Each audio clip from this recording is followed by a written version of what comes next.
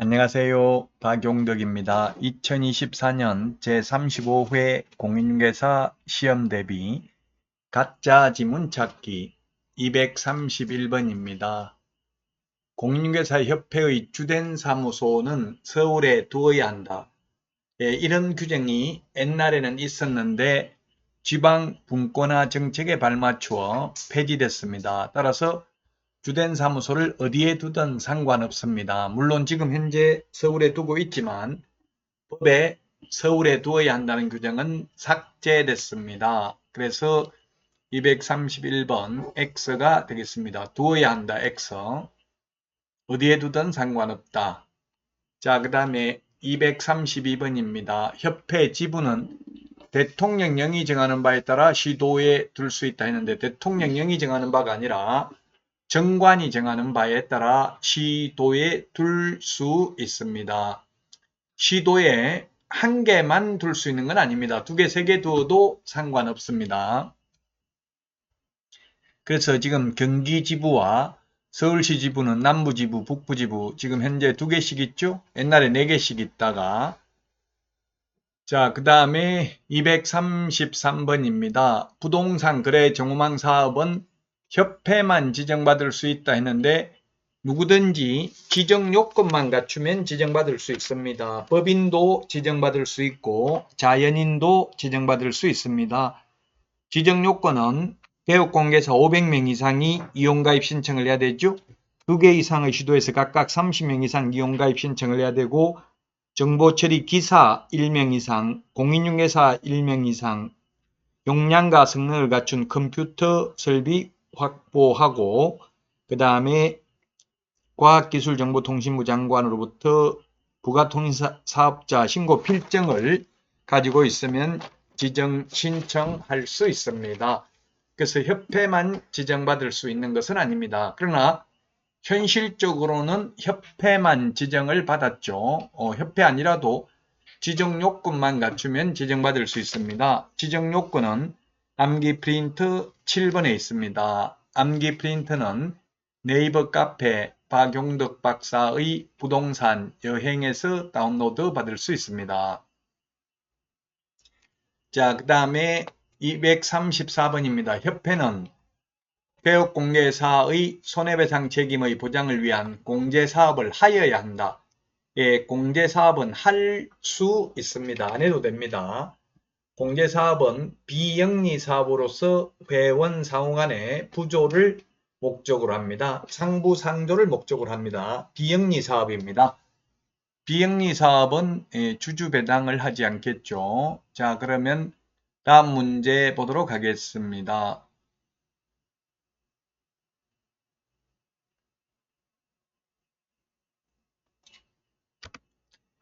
235번입니다. 협회는 비영리 재단법인이다 했는데 재단법인이 아니고 사단법인입니다. 사람이 모인 단체가 사단법인, 재산이 모인 단체가 재단법인이죠.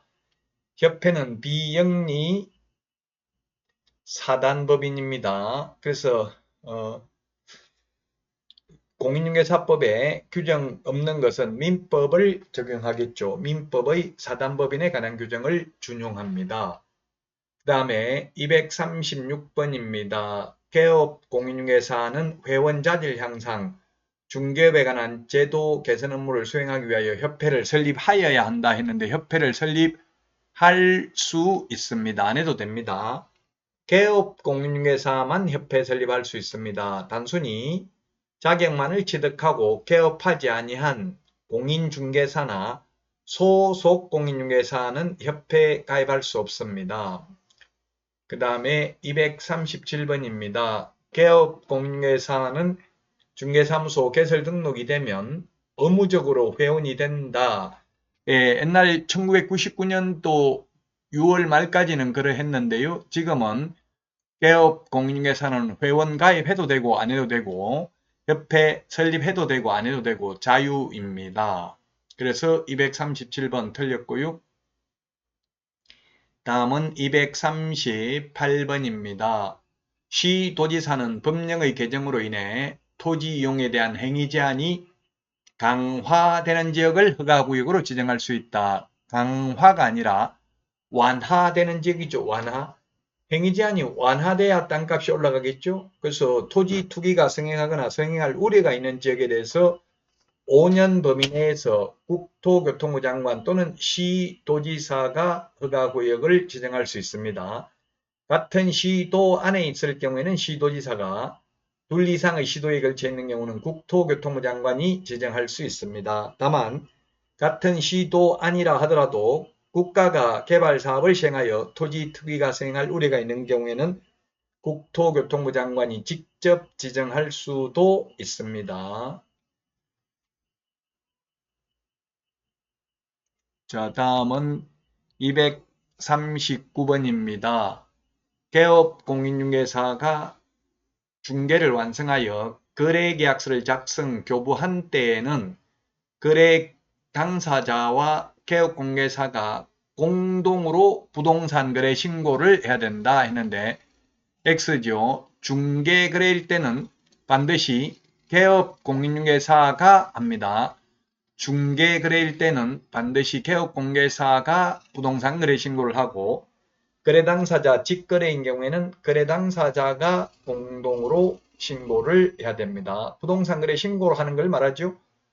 부동산 거래 신고는 매매계약, 공급계약 신고하고요. 교환계약이나 증여계약 신고하지 않습니다. 상가 임대차 계약, 토지 임대차 계약도 신고 대상이 아니죠. 매매 계약의 경우 계약일로부터 30일 이내에 부동산 거래 신고를 해야 됩니다. 자, 다음은 240번 문제입니다.